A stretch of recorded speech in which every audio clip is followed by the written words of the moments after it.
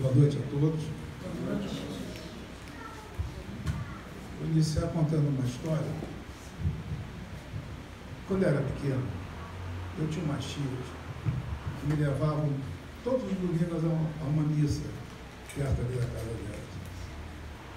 Eu, desde criança, fui crescendo ouvindo o padre falar em paraíso, inferno. Eu conversava com o padre, às vezes, eu tinha uma cartelinha, cada vez que eu ia a uma missa no domingo, eu dava uma estrelinha. E o padre dizia para mim: meu filho, quando preencher uma cartela, eu te dou outra. Cada cartela dessa cheia vai contar ponto para depois você de paraíso. E eu ficava muito feliz com aquilo, né? Porque eu ficava imaginando o paraíso. Legal, aquele campo verdejante. Eu não precisava ir à escola, eu não precisava estudar, eu não precisava fazer uma opção de coisa que eu não gostava. Ia jogar bola por toda a eternidade. Fui crescendo, e comecei mais tarde a meditar. Poxa, você vai para o paraíso, fazer o quê? Ficar jogando bola? Pela eternidade? É um saco. Ninguém aguenta isso. Vou acabar entrando em depressão, e vou pensar em suicídio, coisa que não pode acontecer, porque eu já estou morto. Ainda tem aqueles malucos lá, jihadistas, que em nome de Maomé, de Alá, o Deus dele, eles têm a crença de que se morrerem em combate pelo Islã, eles vão para o paraíso e vão ter 7 virgens esperando ele. Olha só. Então vem aqueles malucos, botam uma enrola um explosivo na cintura, se explodem todo e vão chegar no paraíso aos pedaços. O que é que ele vai fazer com essas 7 virgens que estão lá? É 7, não é 70? 7. Resultado, para ele recompor o espírito dele, ele vai levar 7. Aí as 7 virgens ainda vão ficar no ouvido dele o dia inteiro. Ninguém aguenta. E as sobras? 7 sobras, aí é demais. Então ele vai para a balada, quero ir para a balada, vai cada uma das 7 vezes com uma caixinha na mão, com um pedacinho dentro da caixinha. E as sobras lá na porta. E ela, a hora que vai voltar, aquela história toda. Aí a gente vê, depois, abraça essa doutrina, que é a fé raciocinada, a gente começa a compreender as coisas. Então, esse é o tema de hoje. Se nós vamos ficar jogando futebol, se nós vamos ficar parados sem fazer nada, sem estudar, vamos ver como é que é a nossa vida vai. Então, na noite de hoje, nós vamos seguir o seguinte sumário. A introdução, acabamos de brincar agora com ela. Vamos falar rapidamente sobre a escala espírita, para que vocês tenham uma ideia das diferentes graus. Esses graus, vocês vão ver depois, eles não têm limite. É infinito, são infinitos. Vamos falar sobre a evolução humana rapidamente. E aí nós vamos falar sobre a ocupação e a missão dos espíritos. E no final, uma mensagem para todos nós.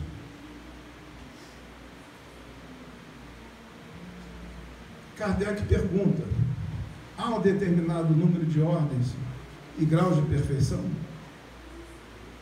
E eles falam exatamente isso. É ilimitada essas ordens. Não há como você definir aonde acaba uma determinada ordem e começa a outra.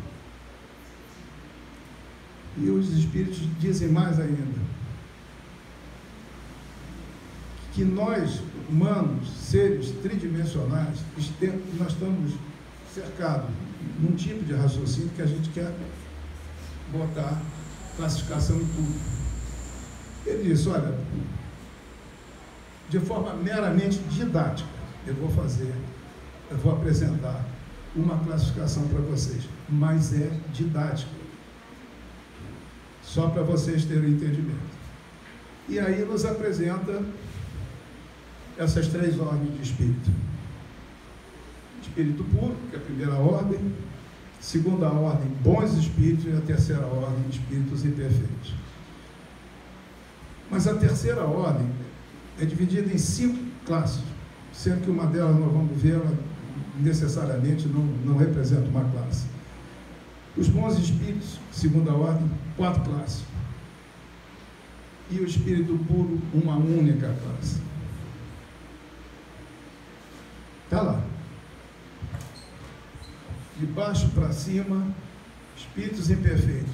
Os impuros, os levianos, os pseudo-sábios que chamam-se das reuniões querendo mostrar sabedoria, quando você aperta muito, você vai ver que ele não tem sabedoria nenhuma. Os neutros e os batedores e perturbadores, que, em última análise, esse permeia todos os 4 aqui de baixo, portanto, não pode configurar uma classe. São espíritos que vão azucrinar a vida dos outros. Eles se divertem brincando, assustando os outros. Na ordem dos bons espíritos, nós temos os benévolos, os espíritos sábios, o de sabedoria. E vocês podem perguntar o seguinte: qual é a diferença entre os sábios e o de sabedoria? Os sábios têm conhecimento. Os sábios têm conhecimento.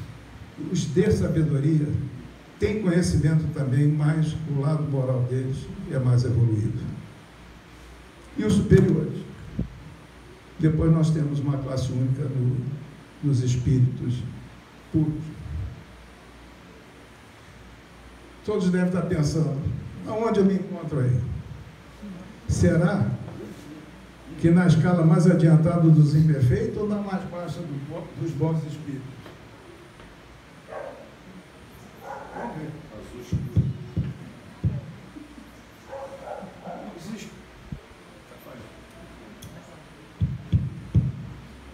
Os espíritos neutros, que é a 7ª classe, eles nem bastante bons para fazer o bem, nem bastante maus para fazer o mal. Pendem tanto para um como para outro. E não ultrapassa a condição comum da humanidade, quer no que dizer respeito à moral, quer no que toca à inteligência. Apegam-se às coisas deste mundo, de cujas grosseiras alegrias sentem saudade. Cada um escolha aonde quer ficar. Agora nós vamos entrar na coluna dos bons espíritos, lá embaixo. São os espíritos benévolos, que têm como qualidade dominante a bondade e gosta de prestar serviço. Seus conhecimentos, porém, são limitados. Escolha à vontade.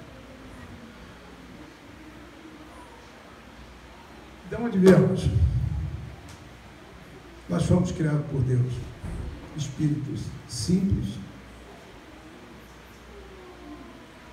e sem conhecimento. Uma pequena semente que nos faz acreditar em Deus desde o início, de forma gradativa, à medida que nós vamos caminhando na seara progressiva, essa semente vai se alargando mais. E também recebemos uma semente pequenininha do livre-arbítrio, a qual devemos provavelmente levar milhares de anos para desenvolver essa centelha. Isso é para termos uma ideia da vida na Terra, como evoluiu. A origem da Terra data de 4 bilhões e meio de anos atrás. Os mais antigos registros de bactéria, 3 bilhões. Primeiras algas filamentosas, 2 bilhões. As mais antigas células nucleares, 1 bilhão. Os invertebrados marinhos, 600 milhões de anos atrás. Peixes e algumas plantas terrestres, 400 milhões. Anfíbios, 300 milhões. Dinossauros, 200 milhões. Mamíferos, 150 milhões e os primatas há 20 milhões de anos atrás. Vamos ter uma breve, sucinta ideia da evolução humana no nosso planeta. essa classificação é muito sintética, porque, a rigor, antes do Homo erectus africano, ainda tem duas categorias. E depois do Homo sapiens, ainda tem o Homo sapiens sapiens. Mas vamos lá.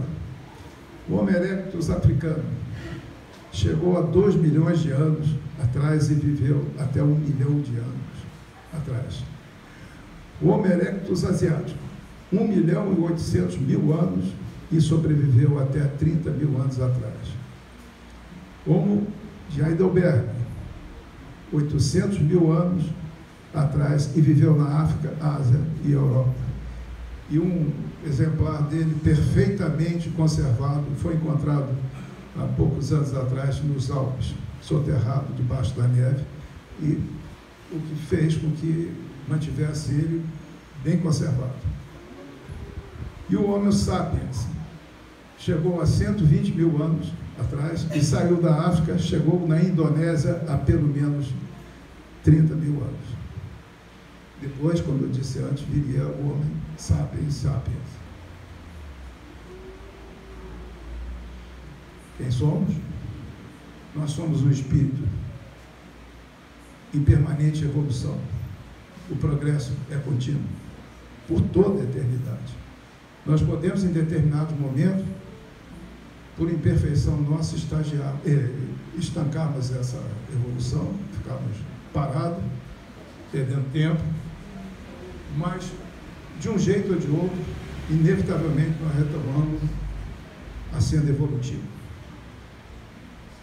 E nós evoluímos com muito mais rapidez através de processo reencarnatório. O que não significa que, para evoluir, tenha que necessariamente reencarnar. E eu digo isso porque quando nós entramos na esfera dos espíritos puros, lá os graus são infinitos também. E eles não precisam mais reencarnar, a não ser que seja enviado em missão sublime, seja para a Terra, seja para outro mundo qualquer. Fora disso, não há necessidade mais, porque o perispírito dele já está muito fluido. Então, meus amigos, a ocupação é contínua. Não paramos.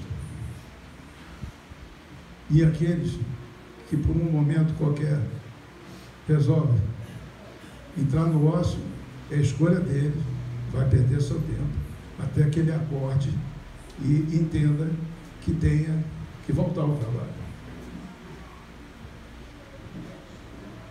Kardec pergunta aos espíritos, e eles respondem: os espíritos encarnados têm ocupações inerentes à sua existência corporal, e no estado errante ou de desmaterialização, suas ocupações são proporcionais ao seu grau de adiantamento. Uns percorrem os mundos, instruindo-se e preparando-se para uma encarnação. Outros, mais avançados, ocupam-se do progresso, dirigindo os acontecimentos e sugerindo pensamentos favoráveis. Assistem aos homens de gênio que concorrem para o adiantamento da humanidade. Outros se encarnam com uma missão de progresso. Outros ainda tomam a sua tutela indivíduos, famílias, aglomerações humanas, cidades e povos dos quais se tornam anjos da guarda, gênios protetores e espíritos familiares. Outros, enfim, presidem os fenômenos da natureza dos quais são agente direto. Claudinha, quem é o nosso anjo da guarda do nosso país? No nosso país, no Brasil. Ismael. Os espíritos comuns se miscuem nas ocupações e divertimentos dos homens. Os espíritos impuros ou imperfeitos esperam em sofrimento e angústias o movimento em que praz a Deus conceder-lhes os meios de se adiantarem. Se fazem mal, é pelo despeito de ainda não poderem gozar o bem. Toda ocupação útil é um trabalho. Livro dos Espíritos, Pergunta 675, e essa é a resposta. Muito bem. Em que consiste a missão dos espíritos encarnados? Esse é o exemplo clássico de missão. Quando Jesus se dirige aos seus apóstolos. O próprio Jesus já é uma missão sublime. Quando ele dirige-se aos seus apóstolos e diz: ide a todo mundo e pregai o Evangelho a toda criatura.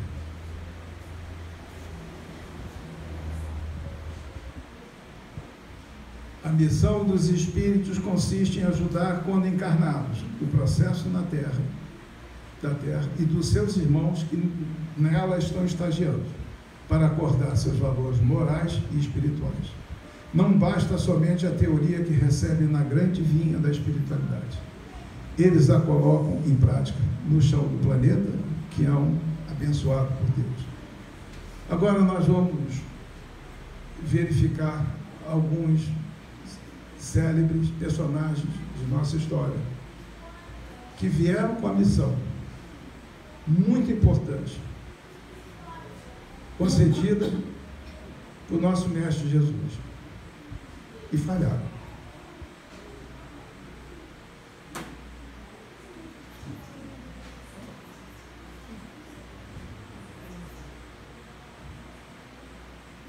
Vamos falar um pouco de Maomé.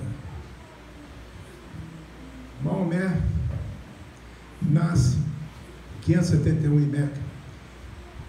E ele é oriundo da tribo dos Coraxitas. É de origem humilde, família pobre, e desde tenra idade ele perde seu pai e sua mãe. E é levado por um tio que o adota. Esse tio era um mercador, dono de uma grande caravana, que trazia de regiões longínquas especiarias e outros produtos para vender em Meca e Medina. Nessas andanças, o maior cliente dele chamava-se Khadija, uma mulher rica, muito rica, talvez a mais rica que existia em Meca. E Maomé e ela se apaixonam. Embora ela fosse muito mais velha que ele, eles se casam. Então, de repente, Maomé passa a ser um homem que começa a usufruir da riqueza dele. Mas tudo bem. Para que ele recebesse a sua missão, foi concedido a ele um grau de mediunidade absurdo. E sempre que ele entrava em transe, ele começava a ter comportamentos que ninguém entendia, nem ele próprio. E num dado momento, ele começa a frequentar uma caverna nas proximidades de Meca, onde ele meditava, orava, e um belo dia ele recebe a visita do anjo Gabriel, que veio explicitar para ele a sua missão. E a missão dele era pregar o Evangelho de Cristo a todas as tribos árabes, estendendo até a Ásia. Ok, então, o homem morava em Meca, começa ali na cidade de Meca a sua pregação. Ocorre que aquele povo de Meca tinha apenas duas classes: a dos riquíssimos e dos miseráveis. Não tinha classe intermediária, não tinha classe média A, B, C ou D. E Maomé começa a ter absoluto sucesso na pregação dele junto aos mais humildes. Isso começou a incomodar os poderosos, que não aceitavam que o indivíduo daquele chegasse para ele e falasse em igualdade, falasse em fraternidade, falasse em caridade. E aquilo começou a incomodá-los de tal forma que eles resolveram matar Maomé. Maomé, sabendo disso, foge e vai para Medina, onde dá continuidade à sua pregação. Em Medina, ele tem êxito absoluto. Ali, ele é reconhecido como o profeta enviado por Deus. Maomé forma um exército e resolve invadir Meca e, pela espada, impor o Evangelho. Com isso, ele agrega mais gente ao seu exército e resolve partir para a pacificação das tribos árabes, levando a evangelização para eles pela espada de novo. Um belo dia, oferece a ele um banquete. E a cozinheira era uma judia, que lá da cozinha ela pergunta: qual é a parte do cordeiro que ele mais gosta? A perna. Ok. Ela envenenou a perna do cordeiro e foi o primeiro a ser servido, foi Maomé. Maomé começou a comer a perna e disse: parem, não toquem na comida desse banquete, que está envenenado. Mandou chamar a cozinheira, a tal judia, e ele pergunta: por que fizeste isso? E ela então lhe disse: dizes que és um profeta enviado de Deus. Então quis provar isso. Se realmente és o enviado de Deus, esse veneno não vai me afetar. Se fores um impostor, ele vai te matar. E ele não mandou executar nem nada, liberou ela. 3 meses depois, Maomé vem a falecer em decorrência desse veneno. E é engraçado que no Alcorão ele cita uma coisa que eu acho um absurdo. Ele diz que ele sentia como se a carótida dele tivesse cortado. Eu tenho minhas dúvidas, naquele tempo se sabia isso, que era uma carótida, e muito menos como é que o cara vai sentir uma carótida cortada. Era a sensação que ele tinha. Maomé era analfabeto, portanto ele não escreveu nenhum verso do Alcorão, mas ele falava, e os seguidores dele iam anotando, e pela tradição oral continuaram anotando anos a fim depois da morte dele. Eu acho que essa história mostra perfeitamente o conflito e a confusão contida no Alcorão. Ou seja, inclusive, um detalhe, ele fala em Jesus, ele fala em Maria, ele fala em o anjo Gabriel, ele fala em José no Alcorão.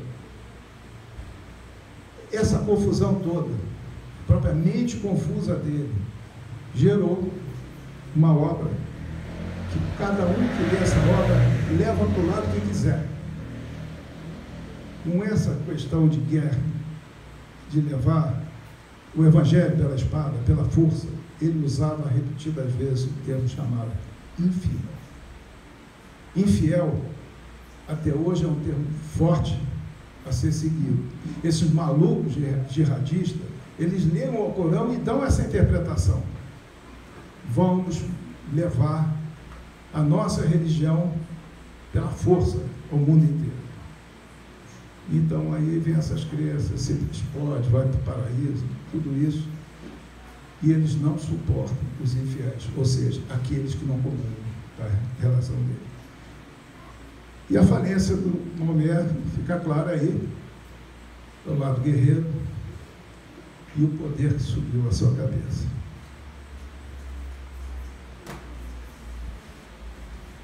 Agora nós vamos ver essas 4 criaturinhas que estão aí, que o Hermílio de Miranda, que é um grande pesquisador espírita, estou te atrapalhando, né?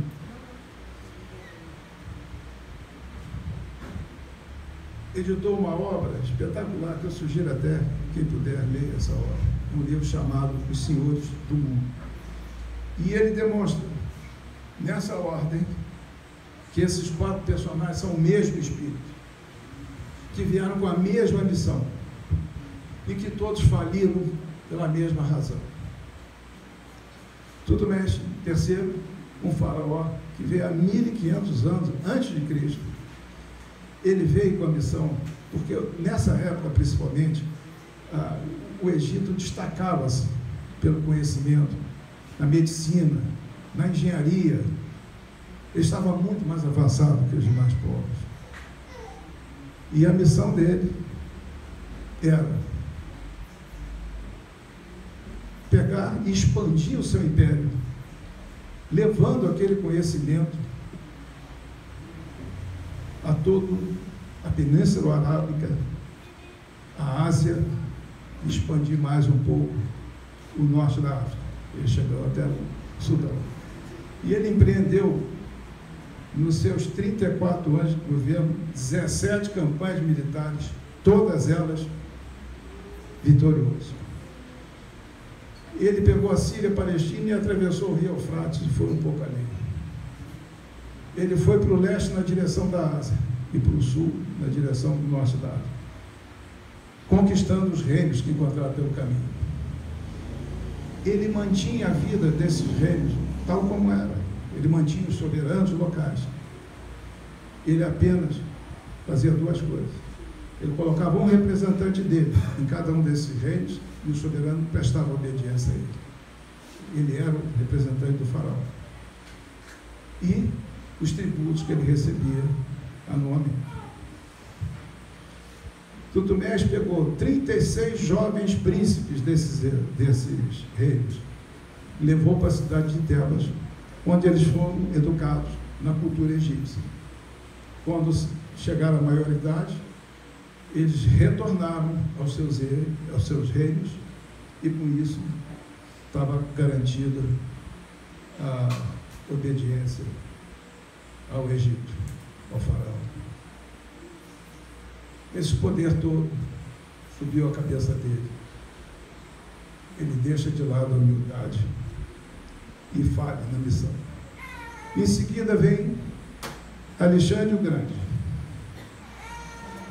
O Alexandre veio com a missão de difundir também o Evangelho e a cultura helênica pelos povos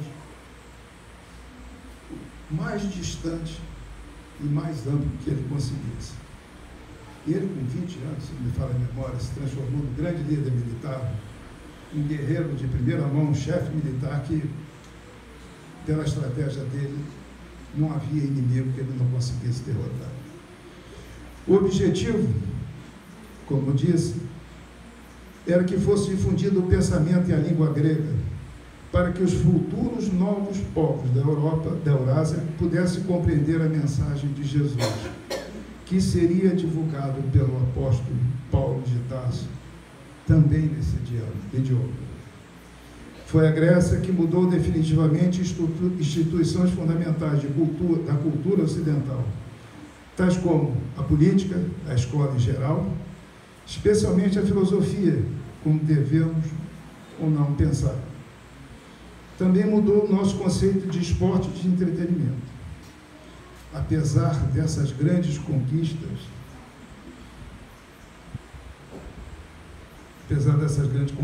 culturais, simultaneamente em diversos lugares, tais desenvolvimentos nunca se cruzaram. Eram sempre paralelos. Alexandre o Grande seria o primeiro homem da história a possibilitar convergência mundial de ideias e culturas. Ele possibilitou a primeira globalização. Lembremos que Paulo de Tarso veio com a missão de expandir o ensinamento cristão, inclusive no Ocidente, sendo que falava fluentemente o grego, o latim e o idioma de Israel. Vamos ao grande Júlio César, um homem que impregnou tanto com a sua força, a sua personalidade, o mundo, que a Rússia adota o nome de César, o seu soberano, como czar, a Alemanha como Kaiser. E Júlio César também veio com uma missão. A época dele já está se aproximando muito da chegada de Jesus na Terra. E as vibrações advindas disso chegavam à Terra causando uma sensação muito boa dos povos. Ele, como grande guerreiro, grande chefe militar, adorado pelo povo, foi quando montaram o governo do Triunvirato.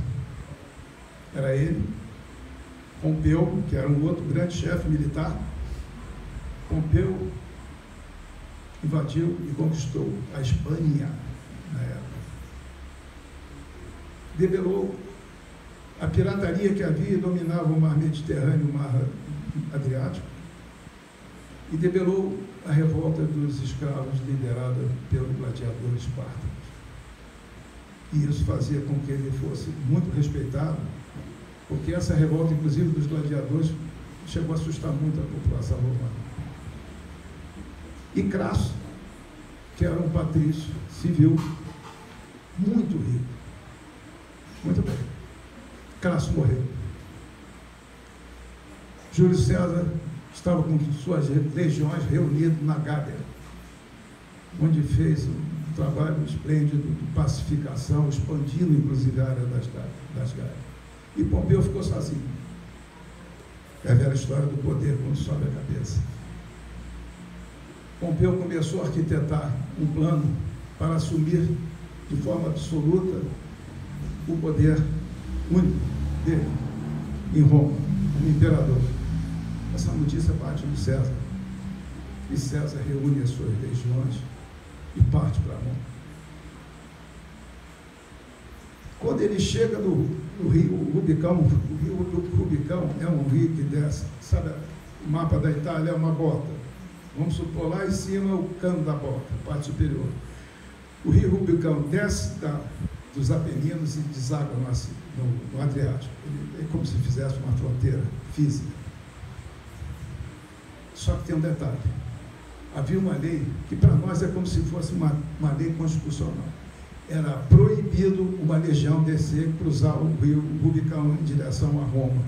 Era uma forma que eles tinham de se proteger contra golpe de Estado, que já estava em andamento, um copeiro.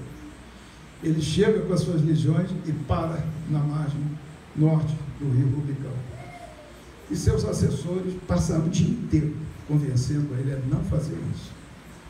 Quando ele já estava convencido disso, já era noite, ele foi dormir.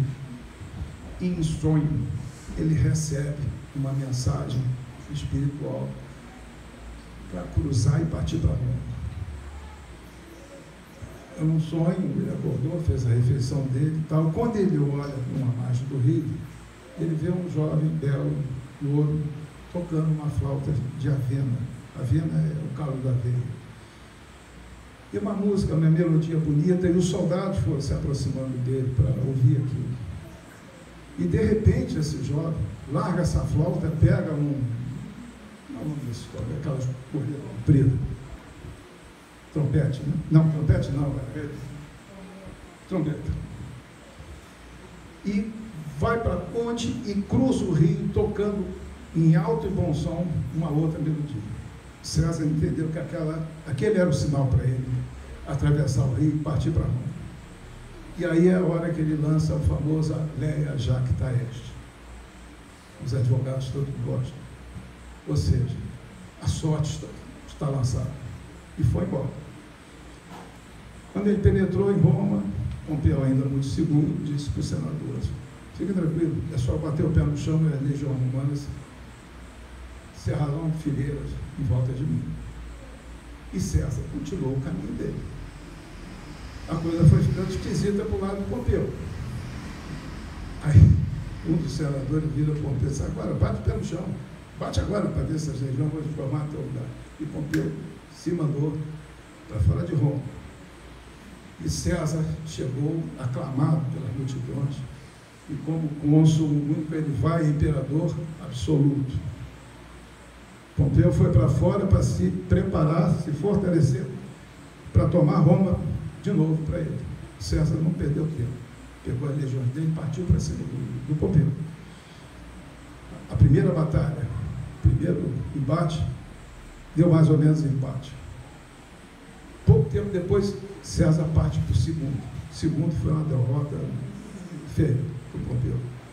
E no terceiro, então, ele esmaga de vez as forças de Pompeu. Pompeu, inclusive, sai vestido de civil e foge, vai se esconder lá em Alexandria. O reinado de César foi um reinado esplêndido. Nunca Roma floresceu tanto nas suas obras de infraestrutura, nas artes, na época do Horácio, do Cícero, era um esplendor. Porém, o poder sobe a cabeça. E ele acaba assassinado na escadaria do Senado, por todos os senadores, apunhaladas, inclusive pelo seu filho adotivo, o Brutus. Reparem a similitude da missão dos três até aqui e a similitude da falência dos três. Este homem volta agora esse espírito, como Napoleão. Segundo os historiadores, Napoleão foi despótico em casa e menos duro com seus vizinhos. Sufocou a liberdade na França, mas semeou o liberalismo na Europa, espalhando os inspiradores ideais da Revolução Francesa por toda a parte. Acabou com o feudalismo, abalou as velhas monarquias, movimentou as nações com o rolo compressor de sua formidável máquina de guerra. E, em decorrência disso, sacudiu os povos e despertou o espírito das massas anestesiados pela matéria. A estimativa já ultrapassada é que até hoje foram escritos mais de 400 mil volumes a respeito de Napoleão. Ele era tão respeitado que o seu mais ferrenho adversário, o Visconde Chateaubriand, descreve ele com a maior força que se uniu à argila humana. Muito bem. A sede dele de expansão era tão grande, ele invadiu a Espanha. Ele chegou ao Egito, grande estudioso de egiptologia. Ele levou tantos artefatos e múmias para lá, inclusive um obelisco, que criou-se hoje em dia tem uma ala só dedicada à egiptologia no Museu de Louvre. Muito rica, diga-se de passagem. Mas ele resolve partir para a Rússia. E é derrotado às portas de Moscou, aonde estavam estacionadas as suas tropas. Ele observava o sino da Catedral de Moscou. Mas ele subestimou o inverno russo e teve que retroceder. Fez outras campanhas e no final acabou derrotado em Waterloo pelos ingleses, mas que tinha uma admiração tão grande por ele, um respeito tão grande por ele, como personalidade, como chefe militar e pela obra que ele andou fazendo, que aprisionaram ele em Santa Helena, mas tratando ele com toda a dignidade. Ele não ficava encarcerado, ele ficava solto na ilha, tinha direito a assessores, comida de boa qualidade, só não podia sair da ilha. E lá ele vem a morrer. Todos com a mesma missão, todos falindo pela mesma razão.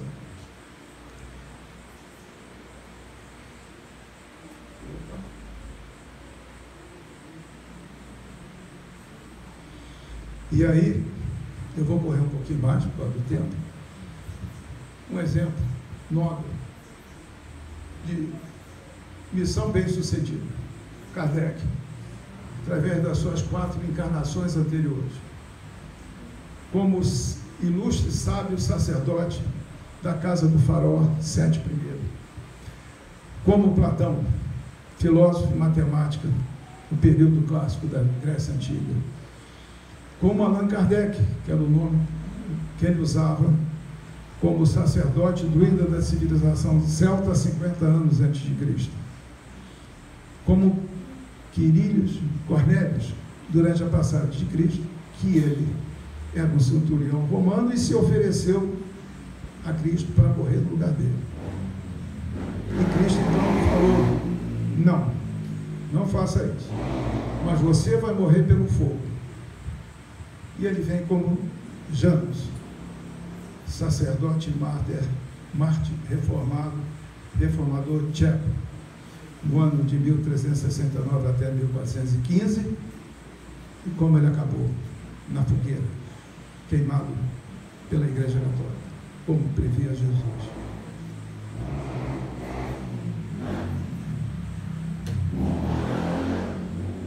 Uma missão bem sucedida. Olha que legal. Esse é bem contemporâneo. Chico Xavier, e por que não dizer o seu mentor, Emmanuel, que cumpriu também muito bem com a sua missão.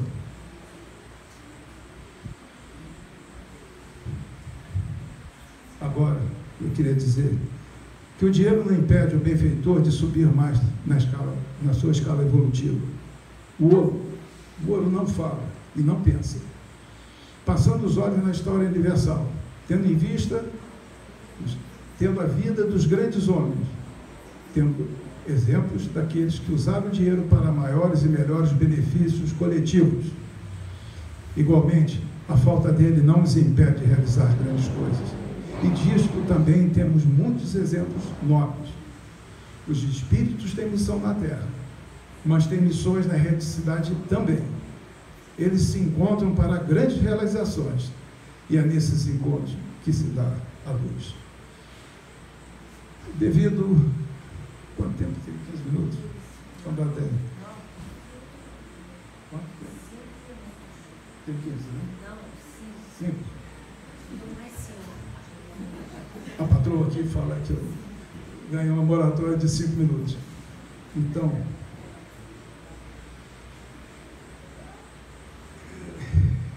eu vou pular isso. Eu vou tentar obedecer os 15 minutos, que eu queria apresentar desses dois hilários para você, para mostrar a grandeza de Kardec, a grandeza daquele espírito.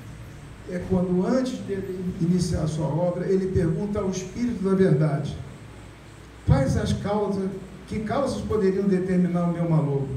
Seria a insuficiência das minhas capacidades? E o Espírito da Verdade diz: não, as suas capacidades não. E diz um monte de coisa que eu já teria corrido fora aqui na terceira linha. E são 2 slides desses. Infelizmente, Dona Andréia não vai me permitir. Pode ler? Então ele pergunta: seriam minhas capacidades? Aí o Espírito da Verdade diz: não, mas a missão dos reformadores é prêmio de escolhas e perigos. Previno-te de que é rude a tua, porquanto se trata de abalar e transformar o mundo inteiro. Não suponhas que te baste publicar 1 livro, 2 livros, 10 livros, para em seguida ficares tranquilamente em casa.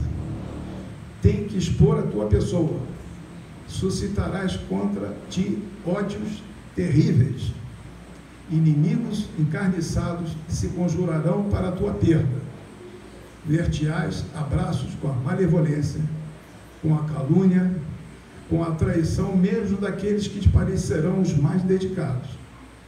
As tuas melhores instruções serão desprezadas e falseadas. Por mais de uma vez sucumbirás sob o peso da fadiga.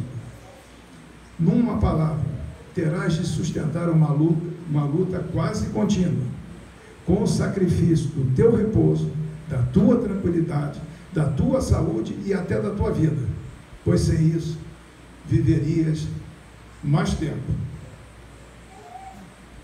E continua: ora bem, não poucos recuam quando, em vez de uma estrada florida, só vem sobre os passos urzes, pedras agudas e serpentes. Para tais missões não basta a inteligência. Faz-se mister, primeiramente, para agradar a Deus, humildade modesta e desinteresse, visto que ele abate os orgulhosos, os presunçosos e os ambiciosos. Para lutar contra os homens são indispensáveis coragem, perseverança e inabalável firmeza. Também são de necessidade prudência e tato, a fim de conduzir as coisas de modo conveniente e não lhes comprometer o êxito com palavras ou medidas intempestivas. Exige-se, por fim, devotamento, abnegação e disposição a todos os sacrifícios. Vês, assim que a tua missão está subordinada a condições que dependem de ti. E ele conseguiu seguir rigorosamente a tudo isso. Ele foi vítima de calúnia, foi vítima de maledicência, traído por amigos a quem ele confiava, e a saúde dele foi por Beléu.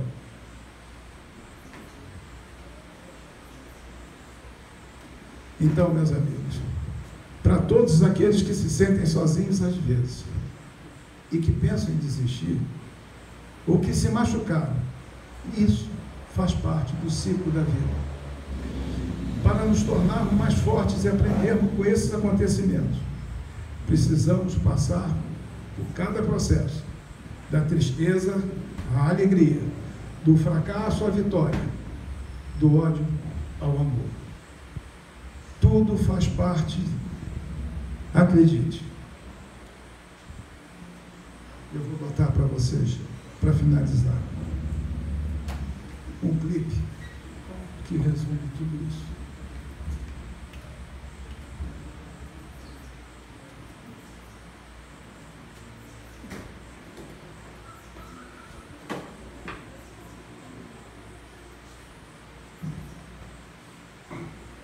Se quiser chorar. Chora. É muito triste.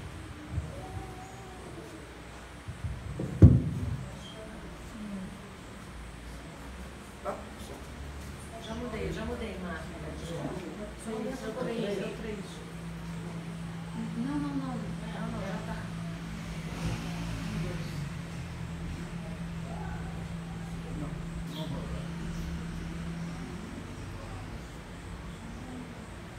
Me ajude aqui. Por favor. Vocês arrumam? 3.